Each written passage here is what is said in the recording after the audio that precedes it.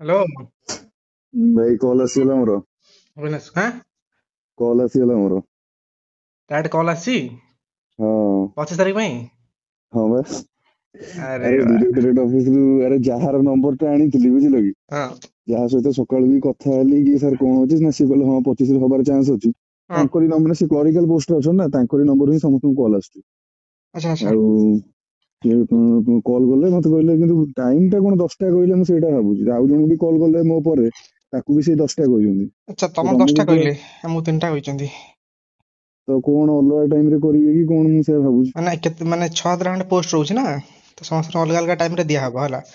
Time mention ହଁ କରିଛନ୍ତି, ବାକି ମତେ ଲାଗୁଛି ବୋଧେ ସମସ୍ତେ ଏମିତି ଏଣ୍ଟ୍ରି ବୋଧେ ସମସ୍ତଙ୍କର ଏକା ଟାଇମରେ କହିପାରନ୍ତି ହେଲା। ହଁ ଯେ ତମର ଯୋଉ 3ଟାରେ 4ଟା କୁହାଯାଇଛି, ତମେ ଏଣ୍ଟ୍ରି କରିବ 4ଟାରେ ନା କେତେବେଳେ କରିବ? ସେମିତି କଣ ତମକୁ ଜଗିବେ ନା କଣ, କେତେବେଳେ ପଶିଲେ କେତେବେଳେ ବାହାରିଲେ, ସେମିତି ନା ନିୟୁଜ ନା, ମିଳିବା ମୁଁ ପାଇଁ। କହିଲି ତମକୁ କୁହାଯାଇଛି 3ଟାରେ, ମାନେ ତମ ପିଲା ତ ମ୍ୟାକ୍ସିମମ୍ ସେ 2ଟା ସାଢେ 2ଟା ଭିତରେ ଆସିବେ ନା, ହଁ ହଁ ହଁ। ବୁଝିପାରୁଛ। ତ ଆମକୁ 10ଟାରେ କୁହାଯାଇଛି, ମାନେ ଆମେ 9ଟା ସାଢେ 9ଟା ଭିତରେ ଯିବୁ। ନା ନିହାତି। ତ ଥୋଡି ନା ଆମେ କଣ ଅପେକ୍ଷା କରିବେ ବସିକି, ନା କଣ ହବ ସିଷ୍ଟମ କିଛି ଜଣା ପଡୁନି। କି ଆମକୁ ଆଗୁଆ ଦେଇଦେବେ, କିଛି ପିଲାଙ୍କୁ ରଖିଦେବେ କେବଳ ଯୋଉମାନେ ସିଏମଙ୍କ ହାତରୁ ନେବେ, ସେଇମାନଙ୍କୁ କେବଳ ରଖିଥିବେ, କି କଣ ସିଷ୍ଟମ ହବ କେଜାଣି। ସେ କନଫର୍ମେସନ ସିଏମଙ୍କ ପାଇଁ। ହାତରୁ ତ, ମାନେ ଆମର ତ ଲେଖା ହେଇଛି 12 ଜଣ ଟୋଟାଲ ବୋଧେ।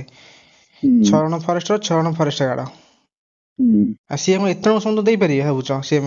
ନା ନା, ସେ ତ ସବୁ ଡିପାର୍ଟମେଣ୍ଟରୁ ଖାଲି 2 2 ଜଣ ପିଲାଙ୍କୁ ଦେବେ, 2 3 ଜଣ ଲେଖାଏଁ ଆମର ଦେବେ। ଫରେଷ୍ଟ ଡିପାର୍ଟମେଣ୍ଟର 6 ଜଣ ଫରେଷ୍ଟର, 6 ଜଣ ଫରେଷ୍ଟ ଗାର୍ଡ କୁହାଯାଇଛି ହେଲା। ଆଉ ହଁ, ସେମିତି ଏଲଆଇ ର ସେମିତି କେତେ ଜଣଙ୍କୁ ଦେବେ। ତାପରେ ସେମିତି 4 ଜଣ ପିଲା ଏଲଟିଆର ବାଲା ବି ଥିବେ। ଅଛନ୍ତି ହେଲା। ହୁଁ। ହୁଁ। ତାପରେ ମୁଁ କହିବା କଥା, 10ଟାରେ ଯଦି ଆମେ ଯାଉଛୁ, ତାହେଲେ ଆମେ କଣ ଅପେକ୍ଷା କରିବୁ 4ଟା ବେଳେ? ନା କଣ, ମାନେ ଡିପାର୍ଟମେଣ୍ଟ ଜାଣିନି ଆମକୁ ଖାଲି 10ଟାରେ ଡାକି ଦଉଛି ନା କଣ, ମୁଁ ବି ଜାଣିପାରୁନି। ତମେ ରହିଲେ ତ କିଛି ପ୍ରୋବ୍ଲେମ ହବନି, କିନ୍ତୁ ନା ପିଲା ପ୍ରୋବ୍ଲେମ ତ ଏତେ କିଛି ରହିବେ ନାହିଁ। ନ ରହିବେ ସେଇଟା ଡାଉଟ ହେଲା। ହଁ, ଆଉ କିଛି ନାହିଁ, ବସିବାରେ କି କଣ ଅସୁବିଧା ଅଛି, ସେଇଟା କିଛି ନାହିଁ। ଆରେ ଦେଖିବା, ଭାବୁଛି। ବୁଝିଦବା, କିଛି ନାହିଁ। ହଁ ସମସ୍ତଙ୍କୁ ଆଗେ ହଁ ଆସିଯାଉ, ତାପରେ ସେଠି ଯେ ହଁ, ମ୍ୟାନେଜମେଣ୍ଟ କରୁଛନ୍ତି ସେଠି ଯାଉ କଲ୍ ଷ୍ଟାଡିୟମରେ, ଆଜି ଆସିଲା ସେଇଟା ଭାଇ ବଡ ତାଙ୍କୁ କଥା, ବୁଝିଲ। ପଚାରିବାକୁ ପଡିବ ଆମେ 10ଟା ବି ଯାଇପାରିବୁ କି ନାହିଁ। ଆଗରୁ ଯାଇକିନା ଫଟୋ ଉଠେଇବା କଥା, କଣ ଅଛି, ଯେତେବେଳେ ଡାକି ଦେବେ ଆଉ କଣ ଅଛି। ହଁ ହଁ ହଁ। ତମର ଦେଲେ ଆମେ ସେଇଆ। ଚିୟର୍ସ କରିବୁ, ଆମର ଦେଲେ ତମେ ଚିୟର୍ସ କରିବୁ, ବାସ୍ ସରିଲା, ଆଉ କଣ ଅଛି। ଠିକ ଠିକ। ହେଇଗଲା, ଭଲ ହଉ। ହେଲା ୟାର। ହଁ, ରହିଲି ଆଜ୍ଞା। ହଁ ହଁ, ହଁ ହଁ, ବାଏ। ବାଏ।